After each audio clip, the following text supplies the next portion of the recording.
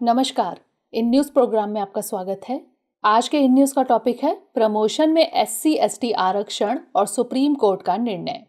इस टॉपिक में हमारे चर्चा के बिंदु रहेंगे न्यूज़, सुप्रीम कोर्ट का निर्णय, पृष्ठभूमि, संवैधानिक प्रावधान और पूर्व फैसले, चुनौतियां, आगे की राह और अंत में रहेगा आपके लिए प्रश्न। यह टॉपिक GS पेपर 2 के शासन व्यवस्था, संविधान और सामाजिक न्याय खंड से जुड़ा है।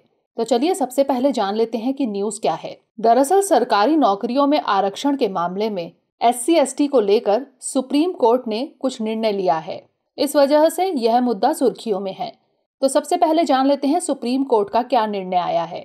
सुप्रीम कोर्ट ने सरकारी नौकरियों में अनुसूचित जाति यानी SC और अनुसूचित जनजाति यानी ST के कर्मचारियों को पदोन्नति में आरक्षण से जुड़े एक मामले में निर्णय सुनाया। जस्टिस नागेश्वर राव की अध्यक्षता में जस्टिस संजीव खन्ना और जस्टिस BR गवई की 3 न्यायाधीशों की पीठ ने निम्न बातें कही। राज्य SC/ST के प्रतिनिधित्व की अपर्याप्तता पर डेटा एकत्र करने के लिए बाध्य है। शीर्ष अदालत SC/ST के प्रतिनिधित्व की अपर्याप्तता को निर्धारित करने के लिए कोई मानदंड निर्धारित नहीं कर सकती है और यह जिम्मेदारी राज्यों पर छोड़ती है। कोर्ट ने यह भी स्पष्ट किया कि प्रतिनिधित्व के संबंध में कार्डर को मात्रात्मक डेटा के संग्रह के लिए इकाई के रूप में माना जाना चाहिए, न कि संपूर्ण सेवा को। कोर्ट के मुताबिक आवधिक समीक्षा के बाद प्रतिनिधित्व की अपर्याप्तता के आकलन के अलावा मात्रात्मक डेटा का संग्रह अनिवार्य है। इसके अलावा पीठ ने SC/ST कर्मचारियों को पदोन्नति में आरक्षण का लाभ देने के लिए M नागराज 2006 और जरनैल सिंह 2018 के संविधान पीठ के फैसले में निर्धारित मानदंडों को कम करने से इनकार कर दिया। नजर डाल लेते हैं इसकी पृष्ठभूमि पर। यह मुद्दा प्रमुख रूप से 2006 में M नागराज बनाम भारत संघ मामले से संबंधित है। इस मामले में सुप्रीम कोर्ट ने प्रमोशन यानी पदोन्नति में आरक्षण के मामलों में अनुसूचित जाति और अनुसूचित जनजाति के लिए आरक्षण को विस्तार देने के संसद के फैसले को मान्य किया था। हालांकि न्यायालय ने ऐसी शर्तें भी रखी जिससे केंद्र और राज्य सरकारों के लिए इस तरह के आरक्षण देना मुश्किल हो गया। नागराज केस में सुप्रीम कोर्ट ने विशेष रूप से 3 नियंत्रण शर्तों को निर्धारित किया, जिसके बाद से राज्य को अनुसूचित जाति या अनुसूचित जनजाति को पदोन्नति में आरक्षण देने से पहले निम्न शर्तों को पूरा करना था। सबसे पहले राज्य को वर्ग के पिछड़ेपन को दिखाना चाहिए।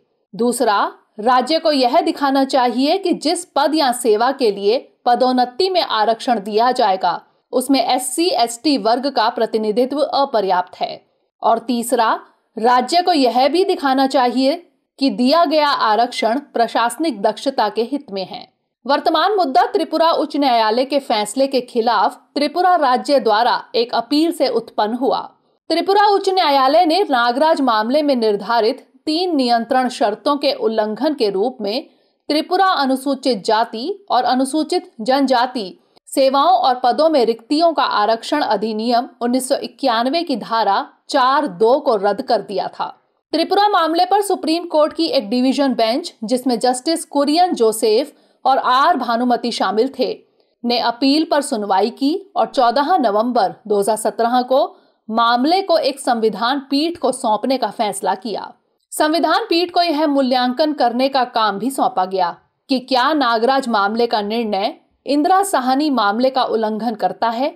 सितंबर 2018 को सुप्रीम कोर्ट ने फैसला सुनाया और नागराज मामले के तहत पिछड़ेपन के प्रदर्शन की शर्त को रद्द कर दिया।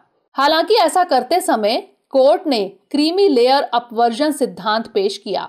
इसके तहत आवश्यक है कि राज्य SC/ST के पदोन्नति के मामले में क्रीमी लेयर से संबंधित SC/ST के व्यक्तियों को शामिल ना करें। गौरतलब है कि नागराज मामले वर्ष 2006 का निर्णय आने के बाद से कई राज्यों के लिए इसके द्वारा निर्धारित शर्तों को पूरा करना मुश्किल हो गया है।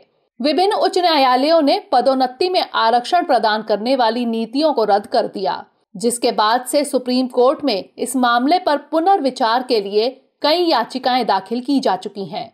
बता दें कि केंद्र सरकार ने पिछले साल सुप्रीम कोर्ट को आगाह किया था कि SC/ST वर्ग के लिए पदोन्नति में आरक्षण पर मौजूदा नीति में कोई भी संशोधन पूरे देश को अराजकता में डाल देगा। अब जान लेते हैं संवैधानिक प्रावधान और पूर्व फैसलों के बारे में। पहला है इंदिरा साहनी बनाम भारत संघ।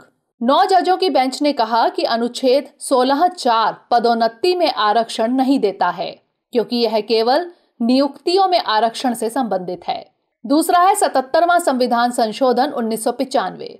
सरकार ने संविधान के 77वें संशोधन के माध्यम से अनुच्छेद 16(4)(a) जोड़कर इंदिरा साहनी निर्णय के प्रभाव को समाप्त कर दिया और अनुच्छेद 16(4)(a) राज्य को SC/ST के लिए पदोन्नति में आरक्षण के संबंध में कानून बनाने में सक्षम बनाता है। अगला है 81वां संविधान संशोधन 2000। इस संविधान संशोधन के माध्यम से अनुच्छेद 16(4)(b) जोड़ा गया और अनुच्छेद 16(4)(b) के तहत SC/ST की प्रोन्नति से जुड़े रिक्त रह गए आरक्षित पदों को अगले वर्ष या वर्षों के लिए आगे बढ़ाया जा सकता है। इसके बाद है 85वां संविधान संशोधन 2001। इसके तहत SC/ST के सरकारी सेवकों की पदोन्नति में आरक्षण के लिए कॉन्सिक्वेंशियल सीनियरिटी का प्रावधान जोड़ा गया। अब जान लेते हैं इससे जुड़ी चुनौतियों के बारे में। इससे जुड़ी चुनौतियों में शामिल है आरक्षण पर निर्भरता, योग्यता की अनदेखी, जाति व्यवस्था को कायम रखना, आरक्षण का लाभ सही लाभार्थी तक ना पहुंचना, राजनीतिक इच्छा शक्ति की कमी और आरक्षण के मुद्दे का राजनीतिक दुरुपयोग। ऐसे में समझ लेते हैं कि आगे की राह क्या होनी चाहिए। सबसे पहला है प्रशासनिक दक्षता और आरक्षण के लाभ के बीच संतुलन होना अनिवार्य है। योग्यता को नजरअंदाज नहीं किया जाना चाहिए। सभी हितधारकों के बीच आम सहमति बनाना जरूरी है और विकास के मुद्दों को आगे बढ़ाना ताकि आरक्षण के उद्देश्य पूरे हो सके। अब नोट कर लेते हैं आज का प्रश्न। प्रोन्नति में अनुसूचित जातियों और जनजातियों को दिए जाने वाले आरक्षण के क्या निहितार्थ हैं? इससे जुड़े संवैधानिक प्रावधानों की चर्चा करते हुए सुप्रीम कोर्ट के हालिया निर्णय पर प्रकाश डालिए। तो ये था हमारा आज का सेशन। अगले सेशन में किसी नए टॉपिक के साथ मिलेंगे। तब तक के लिए धन्यवाद।